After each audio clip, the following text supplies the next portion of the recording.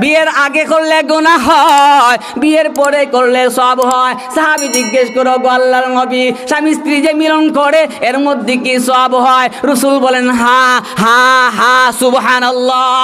সাহাবী জিজ্ঞেস করো গো নবীজি, এটা তো একটা দৈহিক একটা ব্যবহার করা হয়, আমাদের একটা কামনা বাসনা মিটানো হয়, এর মধ্যেও কি সওয়াব হবে?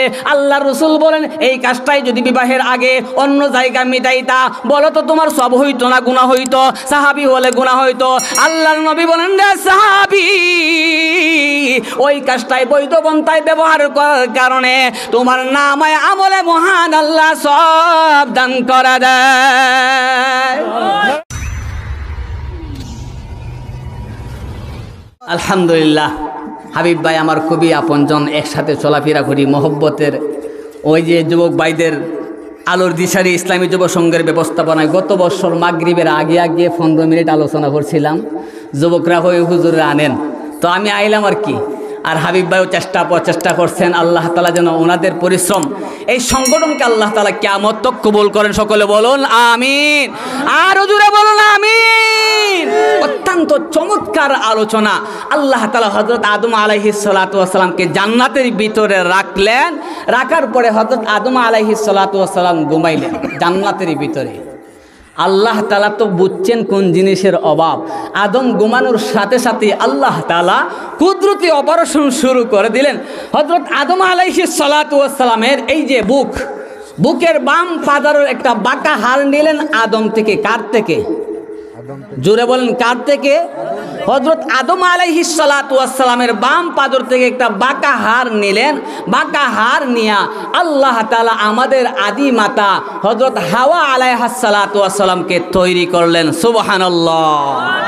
আল্লাহ তাআলা হযরত আদম আলাইহিস সালাতু ওয়াস সালামের বাম পাজর থেকে একটি হাড় নিয়া হযরত হাওয়া আলাইহাস সালাতু ওয়াস সালামকে তৈরি করে সুন্দরভাবে তৈরি করেছেন। কারণ আদম যেমন সুন্দর, তার বডি থেকে তাকে তৈরি করবেন সেও তো সুন্দর। সুবহানাল্লাহ। দেখেন না, বাপ সুন্দর, ছেলে সুন্দর, মা সুন্দর, মেয়ে সুন্দর, কথা বলেন ঠিক না বিঠিক? ছেলের দিকে তাকালেই বোঝা যায় গরওয়ালি কিরকম। আমাদের একটা অবস্থা জানেননি, আমাদের যেমন ক্লাসমেট, আমাদের পরিবারকে তো তারা দেখতে পারে না, কারণ হুজুরের বউ পর্দায় তাকে, কথা বলেন ঠিক না বিঠিক? বন্ধু বন্ধু হইয়া বলে, বন্ধু তোমার সন্তানটারে আনো না একটু নজর দেখি। আমার সন্তানদের দেখিয়াই বলতে পারে গরুয়ালি কেমন, কথা বলেন ঠিক না বিঠিক? ঠিক ঠিক। আমরা আমাদের পরিবারে দেখাই না। আর আপনারা যারা আছেন সবাই না, যারা ভদ্রলোক, বন্ধু আইস রে, তোর বাবি যে মোদার বট্টা করে। ঠিক আছে বট্টু, বট্টা করলে তাও লাগে সাতলফা। আচ্ছা ঠিক আছে, আইসে বর্তায় দেখাইছে যে বাবি যে বোত্তা করছে রে, বাবি কিন্তু পর্দার ভিতর থেকে খালি ফুলতাছে, প্রশংসা যে করতেছে। শেষের দিকে যাওয়ার সময় বন্ধু বর্তা খাইলাম, ভাত খাইলাম, চালন খাইলাম, তরকারি খাইলাম, যেই বাবের হাতের বর্তা এত স্বাদ লাগে না জানি বাবি কত সুন্দর, একটা নজর না দিককে গেলে রে পেট্রোলের দামটা উঠতো না। কথা বলেন ঠিক না বেঠিক? আর এটা কি দেখবে না, ডন মান তোর বাবিরে দেখতে না, তার খারে দেখতে বাবিরে দেখা যায়। বাবিরে দেখাইছে এক নজর দিককে, তো যুবক বাবা রে বাবা, আমার বাড়ি যারা আইনা রাখছি এটা দিয়ে খালাবে। আর আমার বন্ধুর বৌদি এত সুন্দর, ও বা ফোন দিয়ে আটতেছি, কৌশল করতেছি। বন্ধু 3 মাস পরে যায় বিদেশ, আর এইদিকে হোয়াটসঅ্যাপ ইমো নাম্বার বাবির সংগ্রহ করিয়া রাত্রে হেলো হেলো করে 3 মাস 6 মাস বৎসর যায়।